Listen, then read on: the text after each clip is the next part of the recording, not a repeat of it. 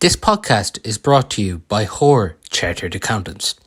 Hoare Chartered Accountants are based in Galway City and are a leading provider of audit, accountancy and taxation services.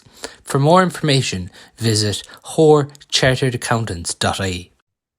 Now you're welcome along to the Maroon and White pod. So Galway eventually got passed down in the preliminary quarter-final to book their place into the All-Ireland quarter-final against Meath this weekend in Croker Park. The game getting underway at 1:45 in Croker Park, followed by Kerry and Armagh in the other quarter-final at 4 o'clock. I'm joined this evening on the podcast by Eoin Joyce. Eoin has served as Meath minor selector and he's currently involved with the Meath under-20s as well, and he will have played a lot of club football obviously for Clonbur as well. So Owen, welcome along to the podcast. You're a Galway man, still supporting Galway anyways this weekend? Yeah, you can always move away, but you're always connected to your roots. So 100%, definitely a Galway man. I will get stick for that now, but sure, look, yeah, we'll definitely be supporting Galway on Sunday. It must be a nice dynamic even talking to people, I'd say, this week in Meath, is it? Yeah, sure, look, there's that bit of banter there and stuff like that. Like I'm up here now 15, 16 years, like so. In fairness, they've been very welcoming to me up here, particularly with the club having a money since I transferred away with Clonbur and stuff like that, and then being involved with the minor squads and the under 20 squads and stuff like that. So look, it's great. It'll be a good build up this week now. It'll be a bit of crack and we'll enjoy it. What were you thinking when Meath and Galway came out of the hat on Monday morning? Oh, well, look, when we got over down and I knew Meath were in the quarter final, that's the one I wanted. Do you know what I mean? And kind of all the other lads that I would have been speaking to as well, club mates and stuff up here, that's the one they wanted as well. Like they're looking forward to it. They've no fear. They've had a couple of big results this year already, so they're not going to fear any Galway team in Croke Park on Sunday. Just if we take it back to before you went to Meath first, on like obviously you grew up playing with Clonbur. Football's obviously a big part of Clonbur down there as well. Yeah, look, like it's been a huge part. I suppose it's Clonbur be a rural area, so the one thing you had was football. And I suppose with Dad being so heavily involved in it as well, like it was the natural thing for me to just immerse myself in it. So look, Clonbur were brilliant to me, and look, we had some ups and downs as any small club did, but like we probably punched above our weight for a long time. And then I suppose immigration kind of caught us in the end as well, like most small clubs in Connemara. But no, look, I enjoyed every minute of playing football down there, and as I said, still great friends with all the lads down there and stuff like that. They're lifelong friends at this stage, like especially like lads you played with, you're lucky enough to play with your club in Croke Park. Like that's you'll never forget that, and look, that's a memory that I'll have for the rest of my life. That junior club All Ireland run with Clonbur, that was probably the highlight, was it? 100%, yeah. Like I suppose one of the earlier, I suppose adult level would have been being able to play with Dad as a 16-year-old. I know the rules have changed since, so you wouldn't have been able to do that. But to be able to make my senior club or senior at the time to make a senior debut at 16 and to be able to play with your dad, like that was an unbelievable experience. And then we kind of got to finals, lost finals, won finals. We got promoted to senior. I know one year having bet by Carl Strand and two finals, league final and an intermediate final. So we had to go up because two went up and we were betting both finals by Carl Strand. So look, definitely moving on to that Club All Ireland run. It was unbelievable. And I suppose the funny thing was as well, we ended up playing a Meath team in the All Ireland semi final in Beliver. And I would have got to know an awful lot of those lads when I moved up as well. So look, I suppose swings and roundabouts, and there's always been that connection with them. You just mentioned your dad there, Stephen, obviously. He's been just contributed a massive amount to Galway football. Even he would have been obviously with that Galway minor team and quite a few of those now involved with the seniors. But even what's he's given to Aran Islands to go back for a second stint at it as well this year. Yeah, look, like you always ask him at the end of every year, particularly when he's management, are you going to go again? And no, no, I'm finished now is the answer you'll always get. But look, the graw's there. I think while he's still upwardly mobile, he'll travel wherever he can, whether it's to help out or just to be involved. But yeah, look, he's put in huge commitment, huge commitment. No matter where he goes, he'll put in 110% with it, and that's the way it's been from day one. Like he's even helping out with the under 17s and Clonbur at the minute as well. Like so, like it's I don't know where he gets the time to do all these things, but I know the lads in Ireland had known some of them hold him in very high regard, and they were only delighted that he came back to give them a dig out again. So yeah, as I said, hopefully they go well again this year. But I suppose like every other club now at the minute, they're struggling with injuries and things like that. And Sean being away with the seniors isn't helping either. But look, that's every club goes through that those types of things. Do you have memories of when he was involved with Galway, even going to games like during your childhood? Well, I think Dad finished up with Galway in around 88, 89. So I would have been, I suppose, 4 or 5 at the time. So vague enough memories of the old Pier Stadium and stuff like that. Tuam, I suppose, hasn't changed that much really in the years gone by. But yeah, but look, we had old tapes and stuff like that I used to watch as a kid. I'd say I've watched the 1983 All Ireland 10 or 12 times when we had a VHS at home. It was just one of those, I suppose, things that was always talked about.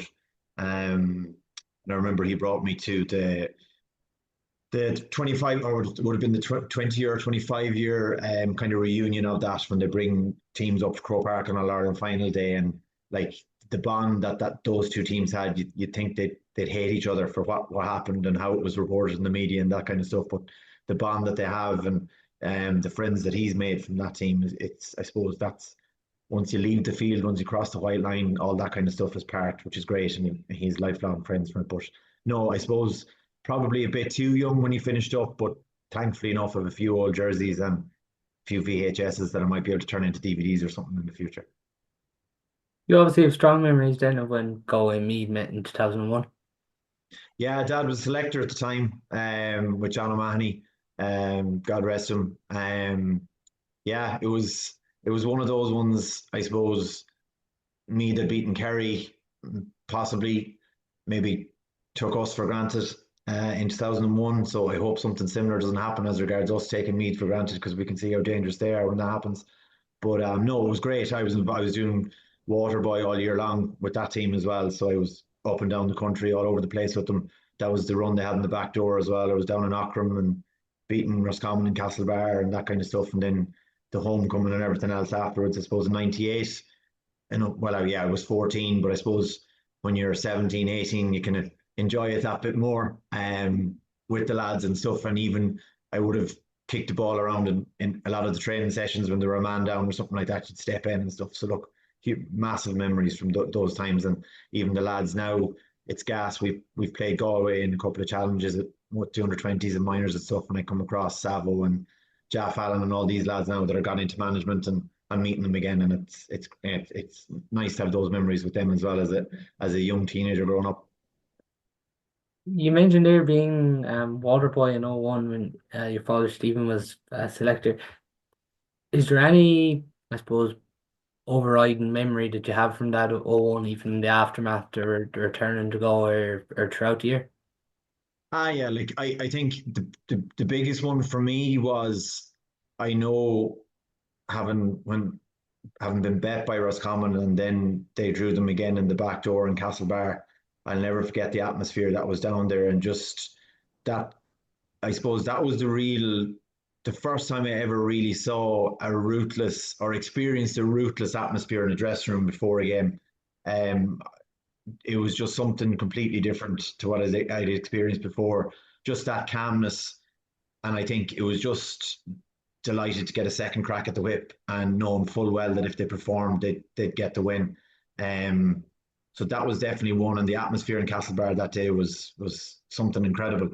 Of course, the homecoming then, it's unbelievable. Like, the trip from Dublin took way longer than what it should. I think we got the train, might get 98 and '01 mixed up now, but it definitely took a bit. There was a bit of a train journey anyway, and then we got on a bus, I think, in Athlone or somewhere like that. Just passing through all, as like, I suppose it fueled you as a young lad to want to try and achieve as much as you could in football. And you're driving through villages and you can see how happy people are, maroon and white everywhere and bonfires everywhere. It was just unbelievable stuff. Yeah, I'd say there'd be a lot of people kind of rewatching that '01 game to nearly get ready for this weekend coming up. You mentioned having to leave Clonbur when you decided to make the move up to Navan O'Mahony's in Meath. I'd say it's a difficult decision given how involved your family were and how close-knit of a community Clonbur is.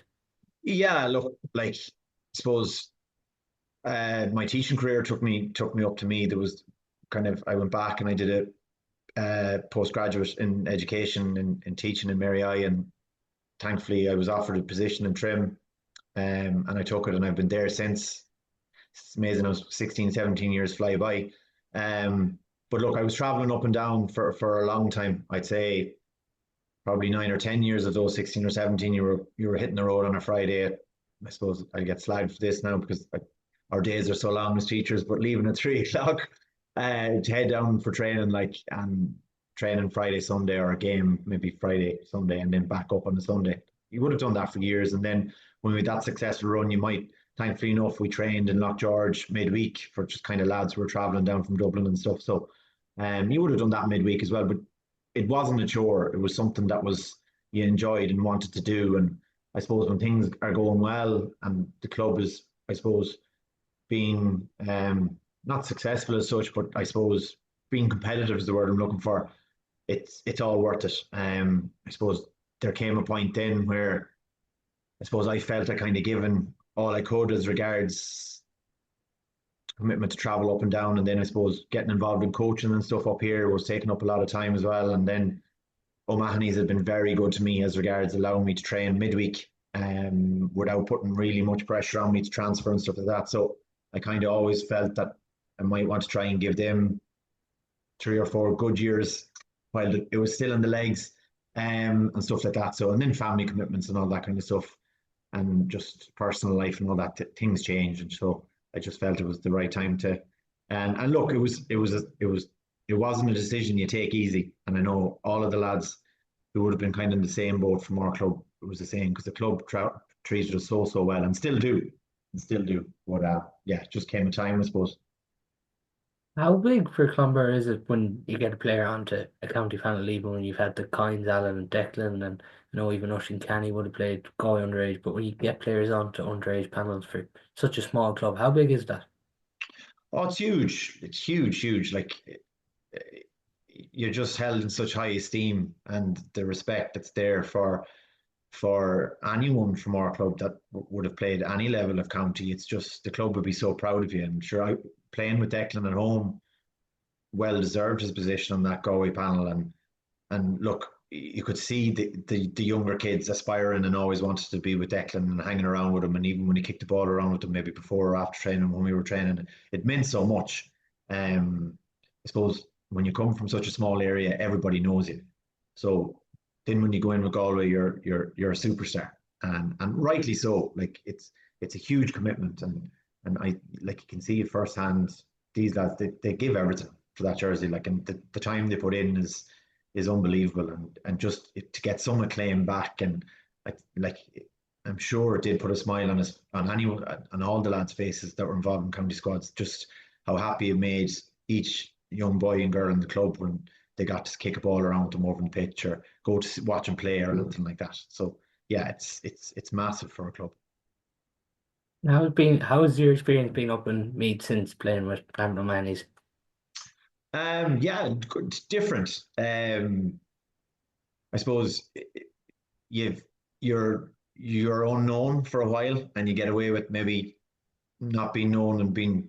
I suppose you've everyone knows the club scene in Galway when you're playing down there so long, and whether you're a targeted man or not, or what's he good at, what's he not good at, that kind of stuff. So I might have got away with a bit starting off and stuff like that. But no, it's quite physical. The one thing I noticed with the club game up here, it probably would be a bit more physical and maybe a bit more let go in it.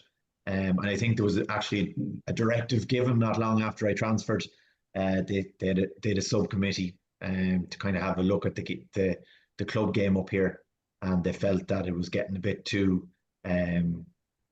whistle happy as regards referees and stuff. So there was kind of a directive given to try and let the game go a bit more, which it definitely did. Look, O'Mahony's went through a hugely successful period. Like Stephen Bray, David Bray, Kevin Riley, Niall McCaig, Cormac McGuinness, Barry Regan, Marky Brennan. I could list names and names that were in with Meath panels and on Meath panels and on Meath teams, and they'd won numerous Keegans. I suppose my timing wasn't great. I missed out on the last one. But since then, no, same. Like any club, I suppose they'll say now it's probably been one of their more least successful periods, and they're building again. They put an awful lot of work into their underage squads and underage setups now, which they might have seen might have been neglected for a while because of the success was just coming at senior level. They mightn't have thought they needed to, but there's been a kind of a reset now, and you can see it come and go again. So no, it's been, as I said, it's been different, but I suppose moving from a rural club to a towny club is what they're known as up here. There was a bit of a different culture as well, but no, they've been very welcoming, hugely welcoming. I couldn't thank them enough. It's interesting you're talking there about the Navan O'Mahony's moving everything. Your brother-in-law, obviously, Oisin O'Brien's lined out for me too, so plenty of links for the two of you on a week like this. Yeah, no, like Oisin came up, and in fairness, I suppose no better man to exploit not being known than Oisin when he first came up. He was devastating his first year up here playing with O'Mahony's, and rightly got the acclaim he deserved. He'd an outstanding league and championship that year, and was brought into that Meath squad. And look, I remember he played a game against Galway and Port Alton up here as well, and did really well in it, and played against Kerry down in Killarney, I think, as well. And yeah, just look, it mightn't have gone as well as what he thought it would have been, or he mightn't have been picked for certain games after that. But no, like he definitely, and again now he's flying again. I know he went back to Carrickstran for a year, and then they decided that their roots were going to be up here for now, so transferred back up here, and again he's flying again at the minute. They've championship coming up now in 3 or 4 weeks' time, so he'll be hugely influential for that team again this year.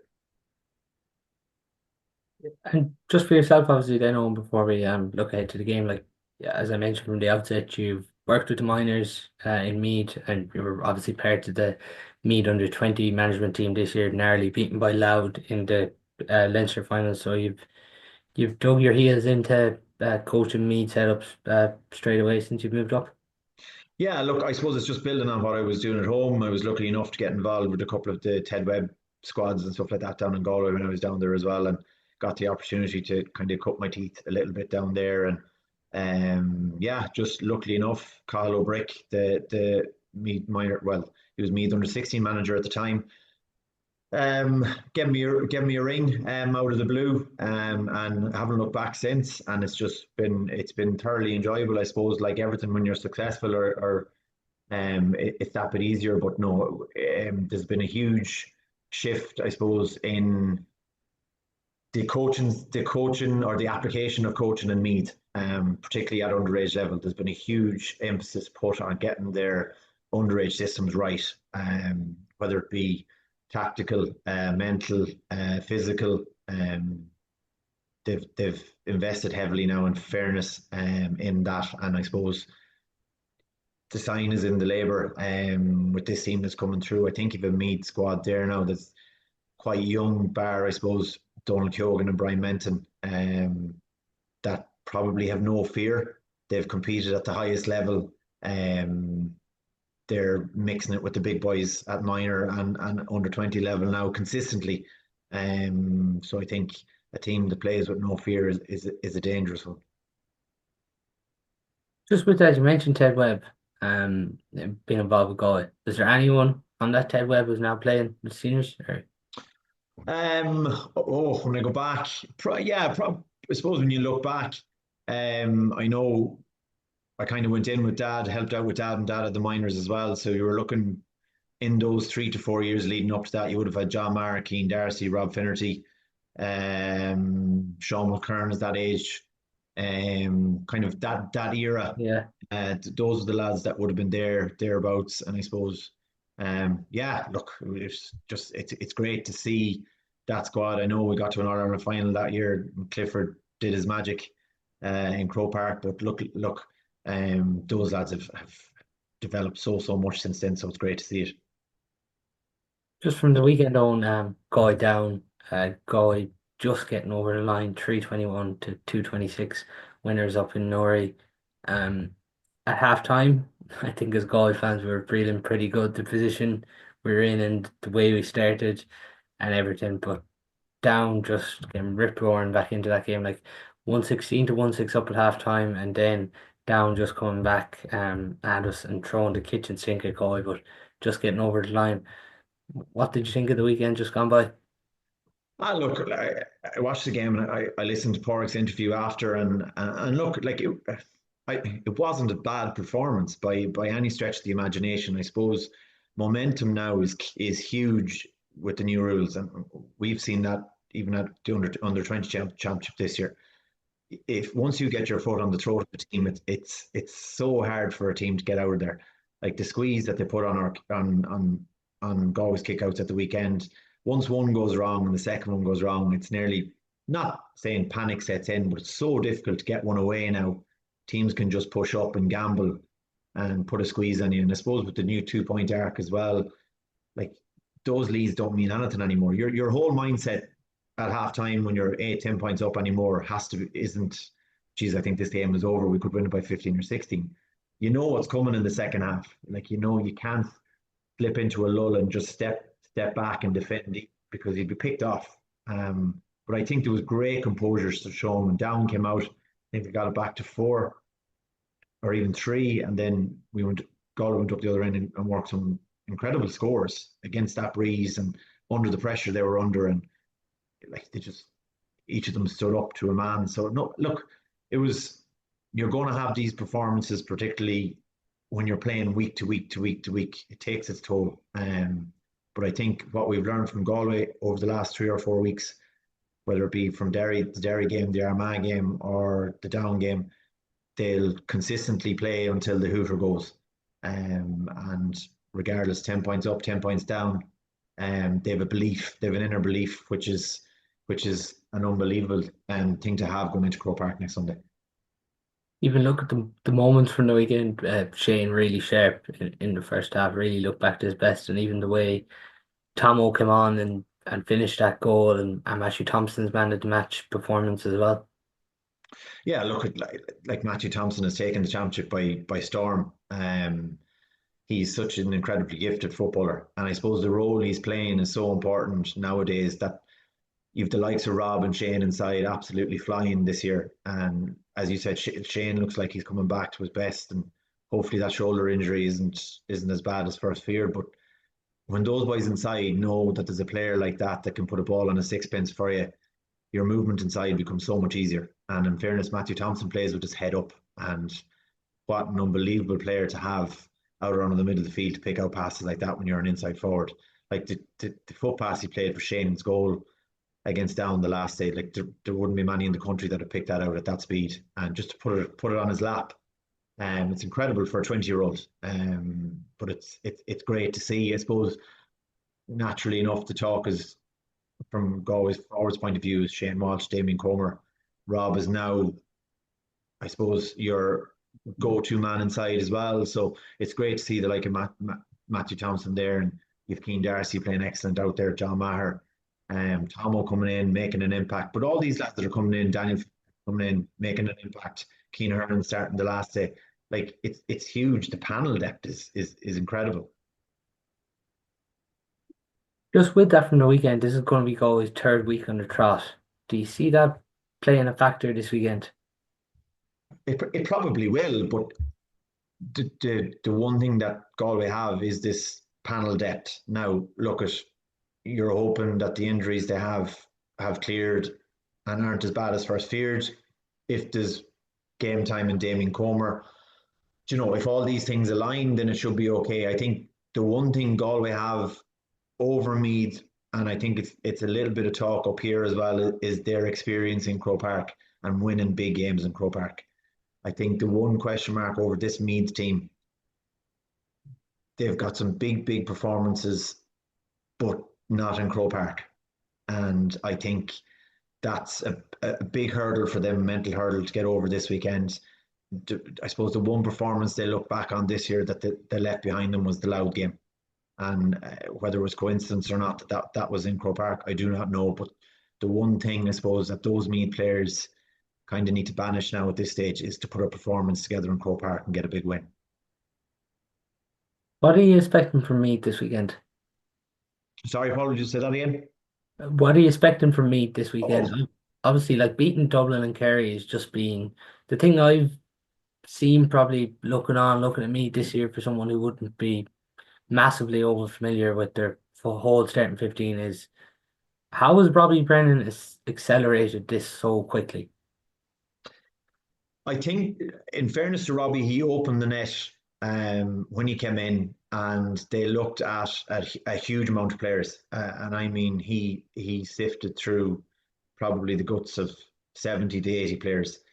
Um, his timing could be good. As regards just his natural timing, you've teams there. You've the likes of Kieran Caulfield, Owen Frayne, these lads now that are becoming established senior footballers who might have been a bit young a couple of years previous, like Kieran Caulfield, captain was at DCU to a Sigerson. Owen Frayne, you can see is a natural leader even at so young. You have lads coming in there now playing with absolutely no fear. Um, like I said earlier, they've got some big results against big teams, and I think that's what you'll see on Sunday. I think you'll see it Meath team now that will come with an absolute ferocity and will try and match our so-called strengths as regards our big men out around the middle. This is no small Meath team either, and when they can put a press on just as good as we can. They have physical strength and abundance, and they've some serious athletes as well. So I have no doubt that they are fully focused, particularly with their break as well. They've had a 2 week break. Um, they have nothing to lose. I'm presuming Galway are mad favourites for this game as well. So that's a me team as an underdog, having beaten Dublin and Kerry. Who would have said that? How are the Meath injuries looking for this weekend? I suppose the one big one is Matthew Costello. That one's been kept under wraps. Talking to people, they say he's okay. Others are saying he'll be on the squad. So, look, in fairness to Robbie, he's running a tight ship. There's nothing really getting out um, outside of the I suppose the inner circle, as they say. But look, did a couple of changes the last day as well. James Conlon didn't start, Brian O'Halloran didn't start, but they did the likes of Cathal Hickey back, Owen Harkin back, lads that would have featured earlier in the league that got injured. So it looks like their bill of health is cleaning up, probably at the right time. And I suppose that extra week off as well would have helped. If you're looking at the Meath starting 15 that played against Kerry, would you expect it to be the same? I would presume James Conlon comes back in if he's fit. I presume Matthew Costello comes back in if he's fit. I can't see them risking not starting him, particularly in Croke Park, because he's such a physical specimen. And you saw even against Loud, you could see what he could do in Croke Park in the open spaces. So I'd expect it to be pretty much similar. You might see Brian O'Halloran come back in. Brian O'Halloran is more your kind of teak tough cornerback. Um, he might be someone that they'd send after Rob. I do not know. You definitely have Seamus Lavin and Sean Raftery there. Kyogi will start. Sean Coffey will start. Kieran Caulfield will start. Again, that's some half back line. That half back line has been immense all year long, and physical. You'd imagine Jack Finn and Brian Minton. That's an established partnership. That's not going anywhere. Um, Connor Duke at wing forward, Rory Kinsella, Matthew Costello. You're looking at Costello potentially starting there if he's fit. Look, Jordan Morris is flying. Like, in fairness, they've an Owen Frayne will start, and you'd imagine Banty will start, James Conlon will start if he's fit. But they have that little bit of strength and depth as well. They've like Cathal Hickey came back, Owen Harkin came back, as I said. Keane McBride played the last day as well, a man who spent time in Australia. So what is he? 6'6", 6'7". Look, it's an intriguing one. I'm really looking forward to it. I was only saying to someone earlier on when you consider Meath midfield with Jack Flynn and Brian Menton, and you look at Connor Duke even and Matthew Costello coming out there around the middle. You look at Guy, you look at Keane Darcy, John Maher, Killian McDade, Matthew Tierney, Paul Conroy, and maybe even Peter Cook in around there. This is just going to be proper old school, isn't it? Oh yeah, and in fairness, Billy Hogan is some boot of a ball as well. So Meath won't go short. Meath will want to put you down as far down the field as you want. They will compete. They've competed with everyone. As regards the middle third, they've been ferociously hungry for breaks. Watching their games this year, they've probably outstripped most teams. The one day that they probably Loud did them on their kickouts. They did a 10-15 minute spell, which was very unlike Meath this year. You could see they went after Kerry, they went after Dublin, and they had great joy. But this is, I go back to what I said earlier on. Croke Park is a different animal to close down and to make smaller. So if Galway can isolate people one on one in space, I'd fancy us to get our kickouts away and first be quick on transition and maybe cause them a bit of problems. But if we turn it into a scrap, um, it'll be an interesting one. It'll make it really difficult. You mentioned Galway's kickouts. Who starts and goals this weekend?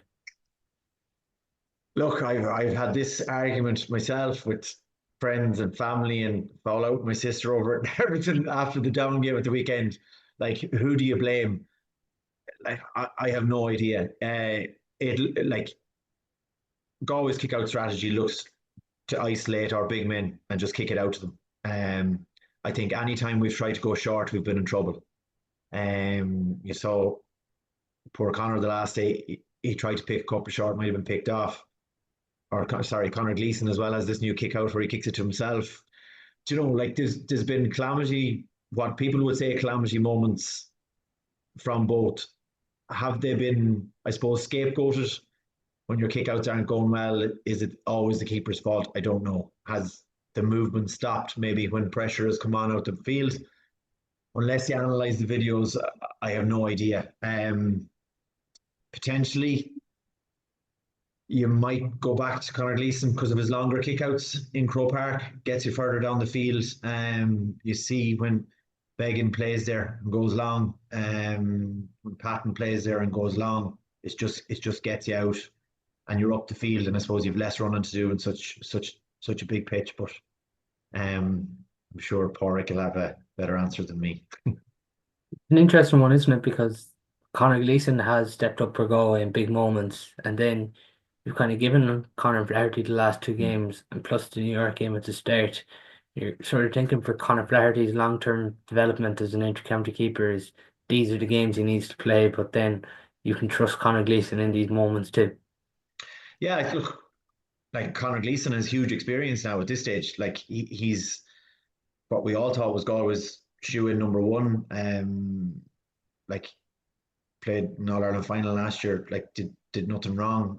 Played in big games, clutch moments. You remember the point against Mayo in Pearse Stadium. Like he's had huge moments for Galway. And obviously, people will always remember a mistake or a kick out that didn't go well. But he's made some big saves. He's he's picked out some big kickouts at crucial stages. But as you said, there has to be a decision at some stage as regards Conor Flaherty's long term Galway future in goal. And if he is the man, he needs to play in a game like this for that experience going forward. I can't chop it and change, and I can't see being the answer. And also, does that give it that confidence to your six defenders in front of you either? You're looking at it's a big part. Communication now is a huge part in organising that defence, particularly in your one-on-one defending. So when you change voices, it can be difficult. But I think at the minute it seems Conor Flaherty is the upper hand. So if he has, I probably you'd have to say stick with him this weekend, and give him the opportunity under the bright lights of Croker, and hopefully he relishes it. Do you see Galway being unchanged from 2-7 going by the weekend? You'd you'd imagine so. He seems to be tinkering a little bit with that half back line. Does Liam Silk go back out? Does Jack Lynn come back in?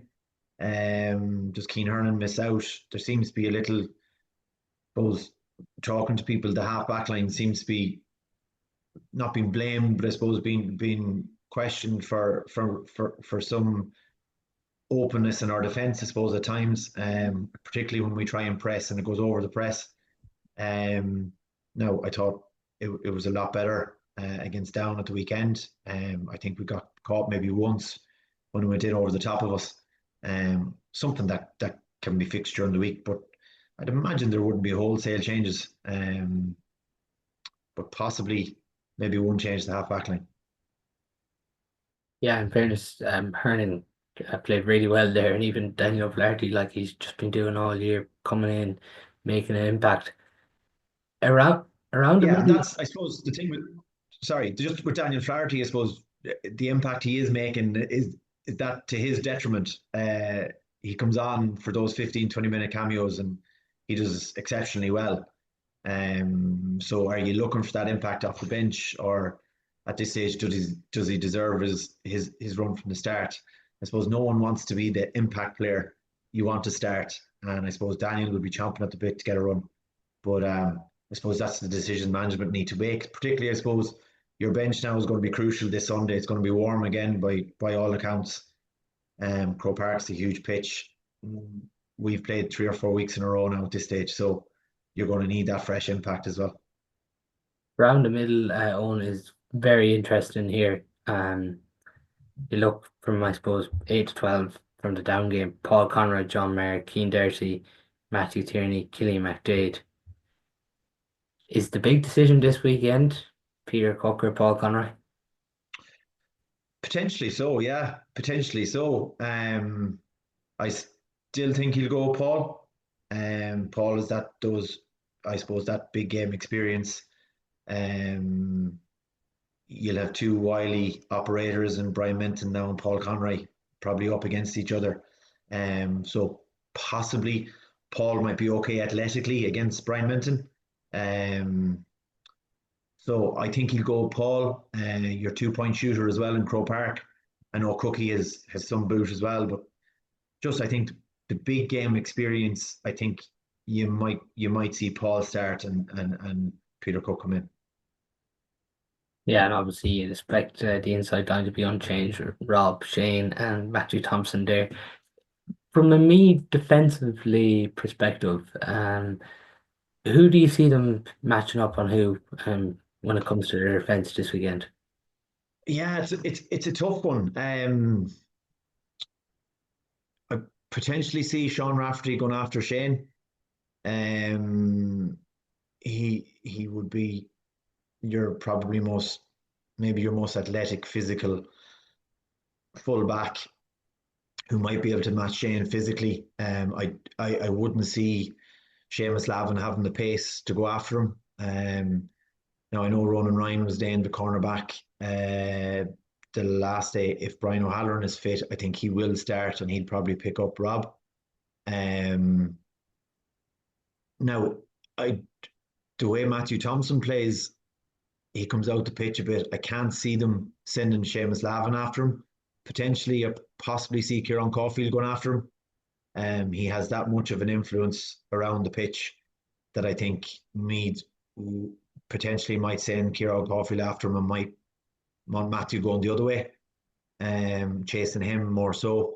But it'll be interesting now. I still think Galway's full forward line, obviously, we've seen evidence that is or definitely our most dangerous line, and I think they can cause Meath huge problems if we can get direct ball, proper ball into them. Um, to be honest with you, I can't really see that Meath full back line living with them if they play to their potential. Around the middle, then you mentioned Paul Conroy and Brian Menton could come up against each other, and then maybe it's Jack Flynn going over on John Maher or going over on Keane Darcy. What would me do then though if say Keane Darcy is named around the wing, goes out around the middle, like it is a challenge. Oh, it's a huge challenge, and I think it's all matchup space now. Um, Look, if it's John Maher that starts it in the wing or Keane Darcy that starts in the wing, I don't think me will have any fear of switching Kyogi to six and putting Sean Coffey after one of them. Um, Donald Keogan mightn't be the biggest, but he won't let you down in his competitiveness and his experience and everything else. He's been um, he's been some servant for me down through the years, and he's still putting in massive performances, and even some of the performances he puts in the club championship up here are absolutely ridiculous. But you might see just Donald Keogan step to six, and Sean Coffey go after one of those lads. Again, another footballer who has huge athleticism, and is another big man, 6 foot. So I think Meath won't fear any of their matchups out around the middle. Physically, they'll feel they can put it up to any of those lads. So yeah, it's going to be some battleground out there. What are the matchups then Galway need to get right? I suppose you're looking at Jordan Morris straight away. You pen Jordan Morris, or you can keep him to a couple of scores. You go a long way to winning that game. He's been in outrageous form. So dangerous, so difficult to mark, very direct. Now, possibly Johnny McGrath. You're looking at Johnny has done massive jobs in Ryan O'Donoghue and people like that before, so you're possibly thinking Johnny McGrath will go after him. Um, Again, Owen Frayne is another one. Now, people will say, "Oh, he kicks his frees," but he's a lot more than that. He's their spiritual leader out there, and he can kick 2 pointers for fun as well. So someone will need to go after and press after him, and he plays a kind of a similar role to Matthew Thompson. He mightn't get around the field as elegantly or as athletically as Matthew does, but he definitely makes that mid forward line tick. Whether it's a simple hand pass or your little pop pass into space, he's definitely one that they will want on the ball. And obviously, if Matthew Costello starts, that's that's a big one. Physically, he's a man mountain. Covers ground so well. So you just wonder where they start him. He has started at full forward before. So what do Galway do if they do that? Look, you've Sean Fitzgerald in there. Matt Costello will not stay in there. So who do you put after him? So that's probably a big one for them. But their obvious scoring threat, Jordan Morris, and definitely if you can stop Matthew Costello breaking lines, you've gone a long way to getting a result on Sunday.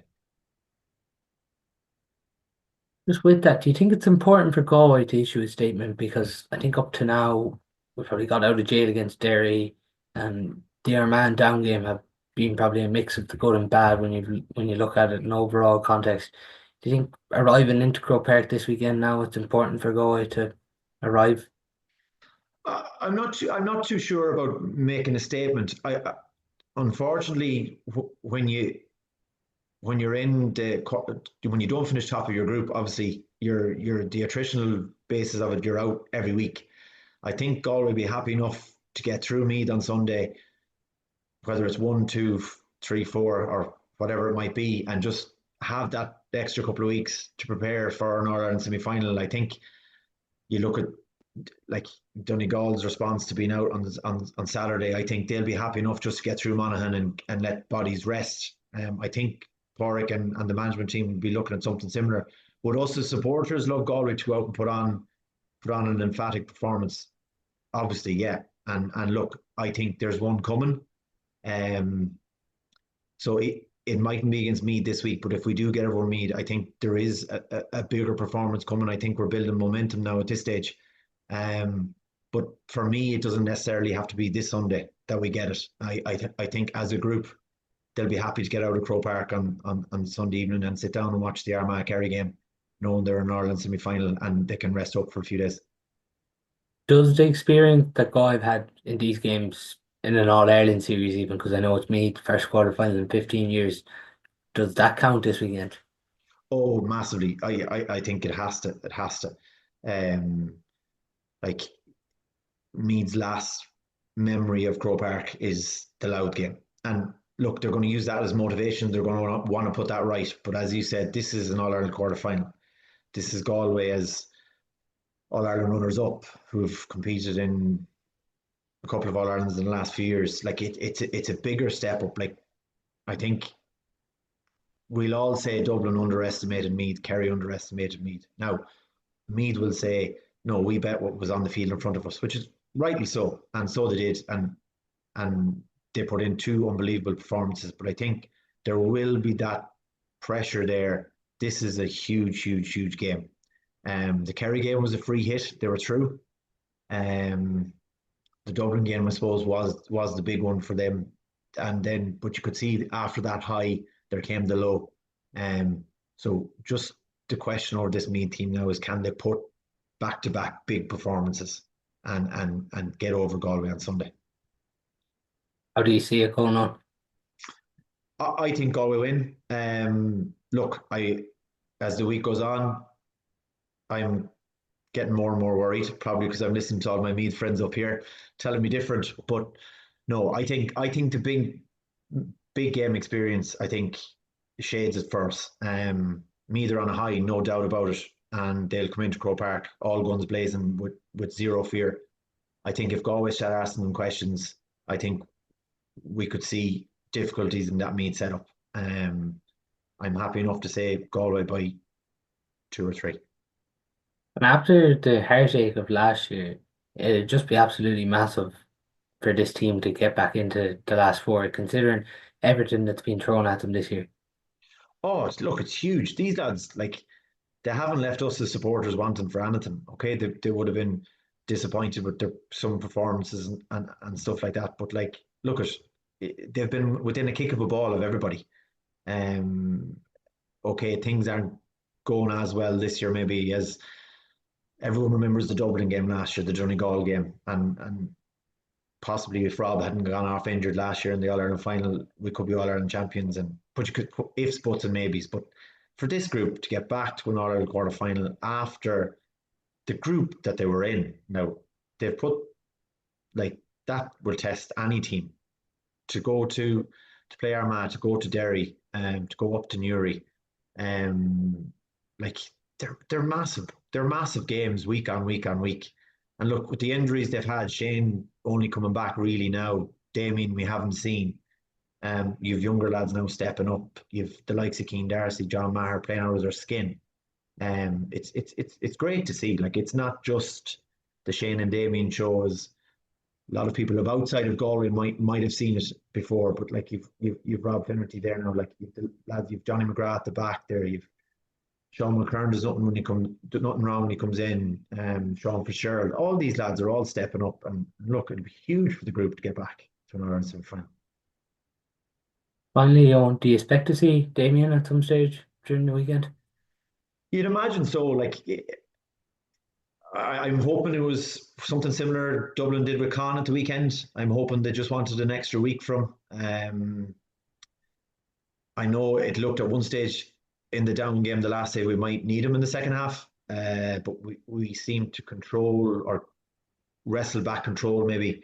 Now he seemed to do most of the warm up from what I saw. He went for a couple of jogs up and down the sideline. So look, I'm hoping I would expect so. Would expect he wouldn't have been named in the 26 if he wasn't ready for some sort of game time. So I'm hoping this week gives him the extra week, and we'll see a 10 or 15 minute devastating cameo.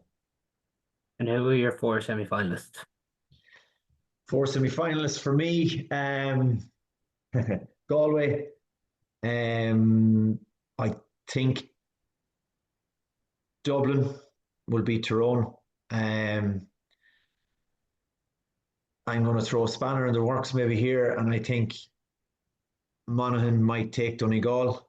And who have we left? I'm leaving out someone. Kerry Armagh. Kerry Armagh. I think Armagh will win that. So I think we've Armagh, Monaghan, Galway, and Dublin. Yeah, it'd be a fascinating last four, and we could end up with three teams from our group in the Yeah, last four as well, which is there you crazy. go. That's kind of what I was looking at as well. Yeah. Yeah, yeah, very good. Well, it is Galway Meath 1:45 in Croke Park on Sunday, and again, just encouraging all Galway supporters to get up and support this team. They've given us some great days out, so get behind them this Sunday and hopefully into our third semi-final in 4 years, which would be a remarkable achievement. That's all we do have time for on today's show. Thanks a million to Eoin Joyce for coming on to this week's podcast. No problem, Paul.